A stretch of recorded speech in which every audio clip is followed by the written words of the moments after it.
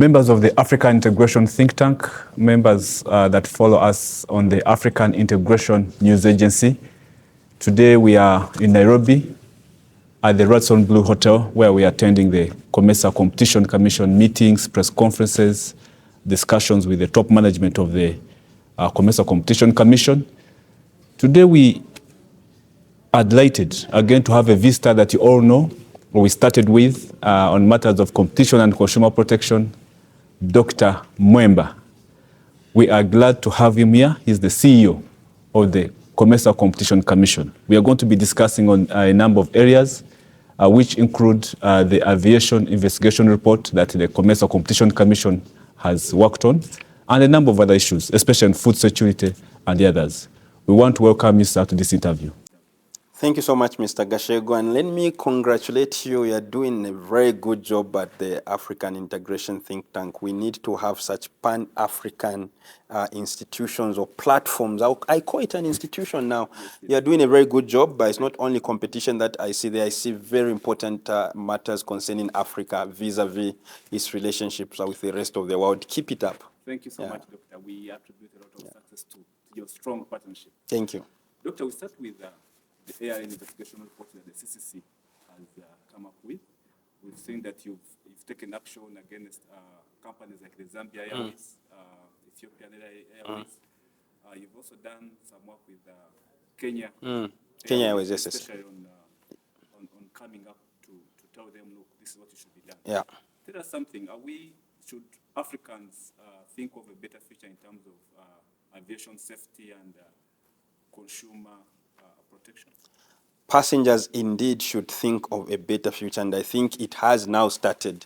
Why am I saying it has now started? Look, I'll talk, for example, about Ethiopian Airways, because Zambia Airways was not the first one we investigated.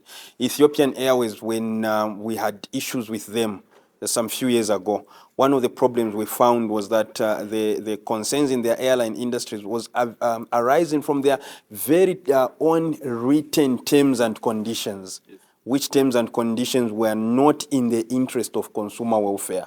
Okay, so the mere fact that we engaged them and told them they needed to remove those sections of their terms and conditions which we thought were not compatible with the law on consumers means the future for passengers in the airline industry is bright, because when they removed those concerning provisions, for example, Ethiopian Airlines, and we were able to verify because they posted them on their website, it means consumers were not subjected to some of the issues that we saw without compensation. The investigations that you've spoken about, okay, we are of the view, especially Zambia Airways, that we are fined, and those that will be fined at some point if they engage in similar behavior. Those investigations also, as a result of those fines, no company would want to be fined over and over and over and over. Otherwise, it will cripple them in terms of becoming bankrupt. So every company, once it is fined, number one, it's not good for its business in terms of finances, but it's also not good for its business in terms of reputation. So every company would want to do better following such an incident. So we think companies, these airlines, in fact, will be very receptive, in fact, will be very sensitive in ensuring that they do not infringe the consumers' rights, passengers' rights. And where they do that, I'm sure they would want to resolve the issue as fast as possible to address the consumer's concern. So if you're asking the question, is the future bright for the passengers? Yes, the future is bright.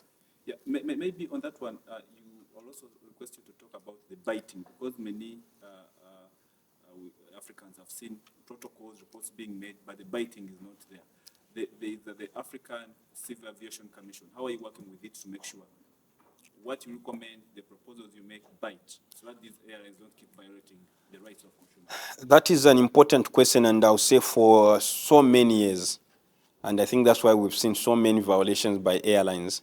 Because for so many years, consumers or passengers complained about the behavior of some of the airlines, and nothing was happening because there was no one biting. There was just someone talking. So the commission is saying the time of talking is over. It is the time to flex the teeth of a bulldog, so that when the bulldog bites you tomorrow, you will remember the pain of that bite and you will not do it again. So these fines you are seeing, Gashego, is the actual biting. Okay, Africa Civil Aviation Commission and other stakeholders, we work with them closely because we are able to bite, they may not bite, they may be just making policies which are very important to ensure the proper and efficient functioning of the aviation sector. But whether airlines are complying with those policies is another story. So for us who look at our law, if our law speaks to the policies that our friends are talking about, for example, Africa Civil Aviation Commission, and the airlines are not behaving accordingly, us now we are saying talking was of yesterday. We have moved past talking, we are biting, and fines are biting. And let me tell you, and I think which is something I also want to advise, but also warn the airlines, okay? I want to advise them that they can avoid all these things, because once we establish a case against you, nothing stops a passenger who was injured to pick that case against you, in fact, in his private capacity, and use it in the courts of law to ensure that he's compensated also in his own individual capacity. But look, how many passengers are you injuring as an airline? You should be thinking of it. So imagine you've injured thousands of passengers, and then all of them take up cases against you, especially Kashegu, with the report that we have come up with, for the airline survey, which has given passengers clear listed rights that they have, and what they can do if those rights are infringed. It means airlines should be very careful, because those passengers, now they understand those rights. They can take you in their own individual capacity, and if you have thousands against you. So the future for passengers is bright. Thank you so much, Doctor. This brings us to the last question. You talked about the Canal Plus versus the multi-choice merger, and how you came in as CCC. What should the Rwandan citizen expect out of this? Well, for the Rwandan citizen, on the face of it, nothing changes, because Canal Plus, in any case, was the biggest in Rwanda.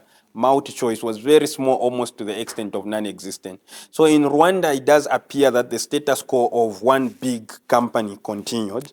But what they can expect out of this is that that company has been given certain conditions and certain rules of engagement and behavior they cannot involve themselves in. So if they did that, whether it is in Rwanda, whether it is in Mauritius, or any country in the common market for that matter, then the viewer or a consumer in Rwanda is able to pick on that decision and come to the commission and say, hey, you said these guys cannot do X, Y, and Z, but they are just doing this. For example, you said these guys, when there's an entrant that wants to enter the same market, they cannot engage in foreclosure to make it difficult for that other company to enter, which will benefit us as consumers. This is what we have seen. Commission, what are you doing about it? Then we'll be able to bring, to put their behavior in check. In fact, in the worst case scenario, the risk is that the merger may be terminated because it was approved based on them complying with those conditions. That is what Rwandans in specific should be looking up to. Thank you so much. Thank you so much, Dr. Mwemba. We thank you, our viewers, for always following us. Please keep following us on our social media platforms. Subscribe to our different platforms. We always thank you, sir, Dr. Mwemba, for giving us time, for being so media friendly. Till next time, for us, it's goodbye. Asante.